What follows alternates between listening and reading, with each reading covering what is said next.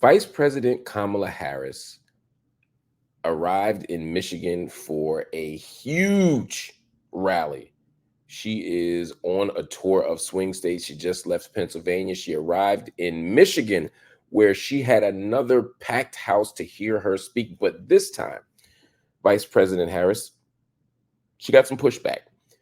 Pro-Palestine protesters interrupted her speech as they called for justice in Palestine. And she responded to the protesters. I want y'all to take a listen and tell me what you think. Check this out. He intends to surrender our fight against the climate crisis, and he intends to end the Affordable Care Act. You know what? If you want Donald Trump to win, then say that, otherwise I'm speaking.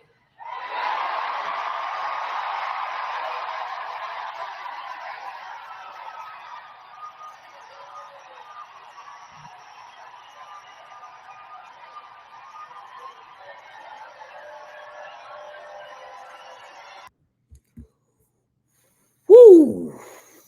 That did not go well. So, as you can hear, Vice President Harris was giving her remarks. Pro-Palestine protesters interrupt the speech, as they do everybody. We saw that with Joe Biden at a church. We've seen that with Donald Trump all the time. I mean, his speeches be getting interrupted with bullets. Hopefully that doesn't happen to anybody else, and hopefully it doesn't happen to him anymore as well, in case the FBI is listening. But what we just saw with Vice President Harris represents a key challenge, a surmountable challenge, but a key challenge for her candidacy, for her campaign, and for the very legitimate and principled struggle for a free Palestine. This is what I'm saying.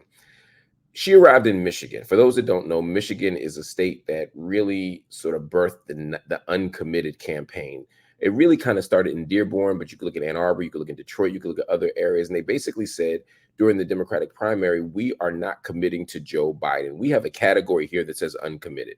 That means we're not voting for Biden. We're not voting for anybody else, but we're saying we're not committed to Biden in the general election. We need to see something. And the people who organized that movement effectively said, until Joe Biden responds to the genocide in Gaza, until he offers a principled stance, until he says or does something that makes us believe that he's on the right side of this issue or closer to the right side of this issue, we won't commit to him. And because of that movement, Biden was trailing in certain states. I mean, there's an uncommitted movement here in Pennsylvania. There's one in Michigan. Lots of people said, we're not voting for this ticket, Biden-Harris, until something different is done on Palestine. Here in Pennsylvania, the two primary asks were, one, an embargo on all weapons to Israel. No U.S. will send not another weapon to Israel. The second ask was a ceasefire. And they said until one of those two goals is met, there will be no voting for Joe Biden. And now Kamala Harris is at the top of the ticket. They're saying, same thing goes for you, Vice President Harris. We're not voting for you unless you do one of these two things. And so when they interrupt her in Michigan and they're calling for a free Palestine, this was an opportunity. This was an opportunity for Kamala Harris to respond, to engage, to do something to address this issue. One of the tensions going into the last 2 weeks, and certainly going into the past weekend with Josh Shapiro as a potential VP pick, is that there's been so much conversation about what the Harris campaign is going to do and what the Harris administration would do on Palestine. There's been rumors that she's better on the issue. There have been murmurs that she has a different stance on Netanyahu's actions. There's a case to be made that she was calling for a ceasefire. It's unclear that that was a permanent ceasefire rather than just a temporary, really humanitarian pause, as they call it. It was very unclear and uncertain what it all meant. And so this was an opportunity for Vice President Harris to do something or say something. And she made an interesting move. I want to show it to you one more time because I want you all to hear how she handled it. And let me know if y'all think she handled it right. Write in the comments whether you think she handled it right. I'm going to tell you what I think in a second. He intends to surrender our fight against the climate crisis, and he intends to end the Affordable Care Act. You know what? If you want Donald Trump to win, then say that, otherwise I'm speaking.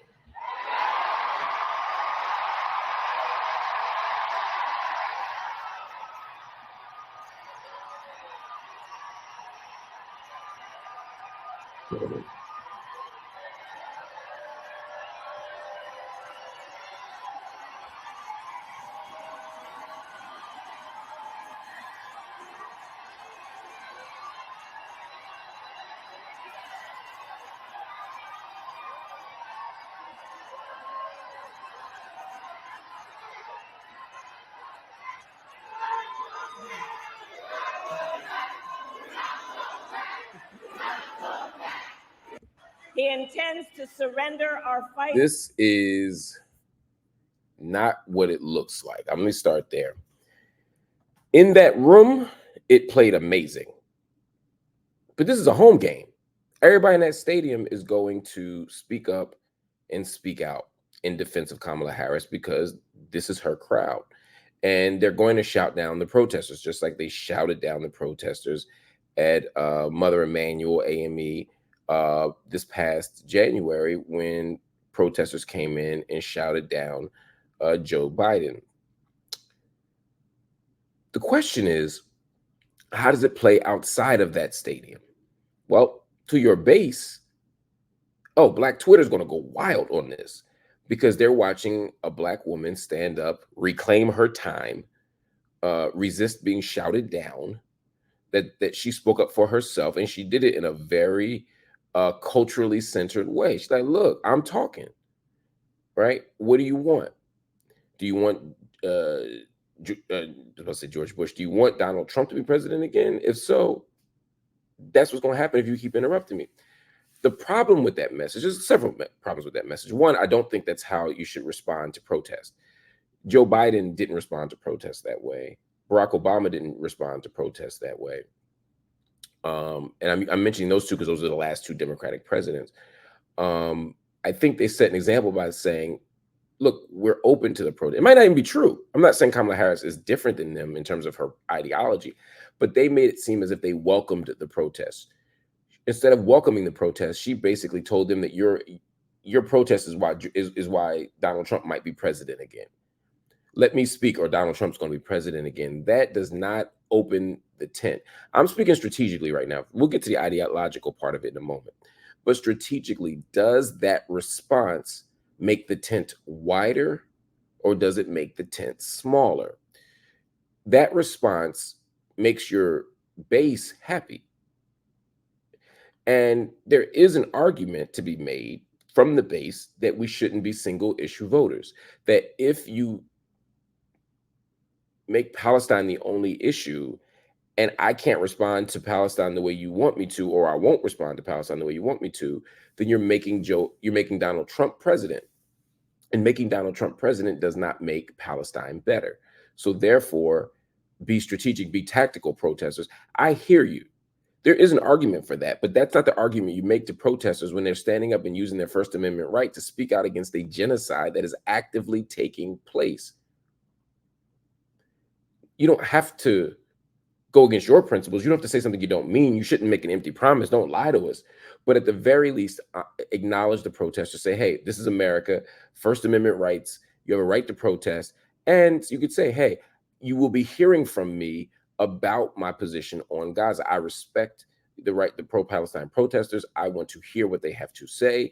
I will be making time for it. I will have a speech prepared for what my plan is on Gaza, what my plan is for the West Bank, what my plan is to build peace in the region.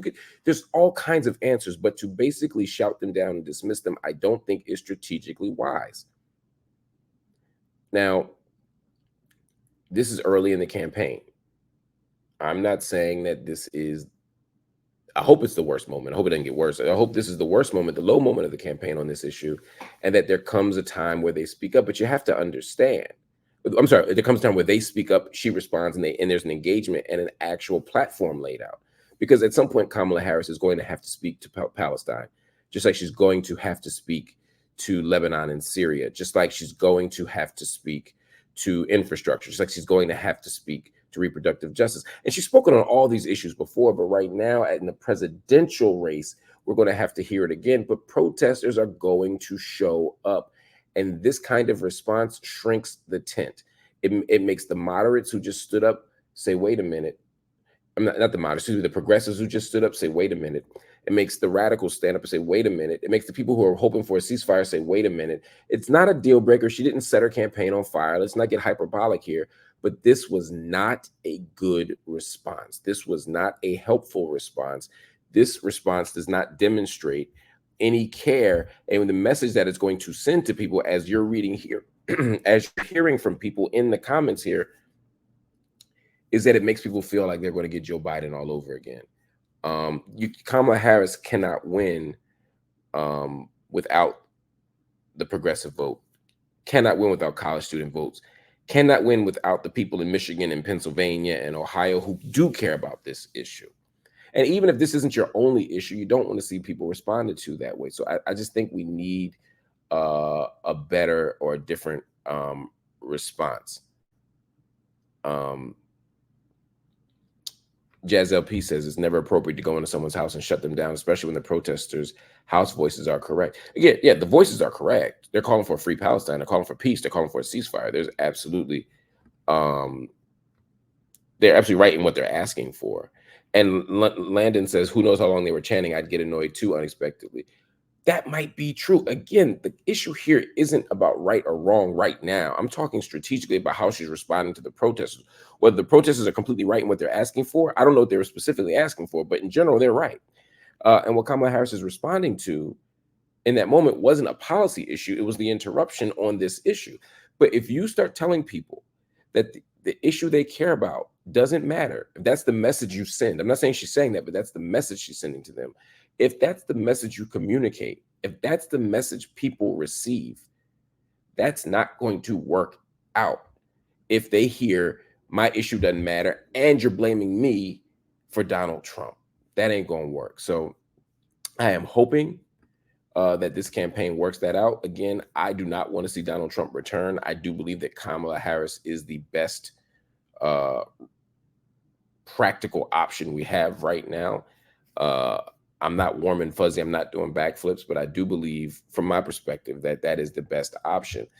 But it's hard to make that case to progressives. It's hard for me to pull college students. It's hard for me to get people excited if this is going to be the response. So we got to do better. I'm hoping the Harris campaign hears those young people, hears those protesters, and has a response to them, because you cannot, as Hudson has just said, you cannot come to Michigan to get voters. Michigan is the Arab capital of America. Dearborn is damn near like Syria and in Lebanon and Palestine. Like it is you can't ignore this. We need to see something different.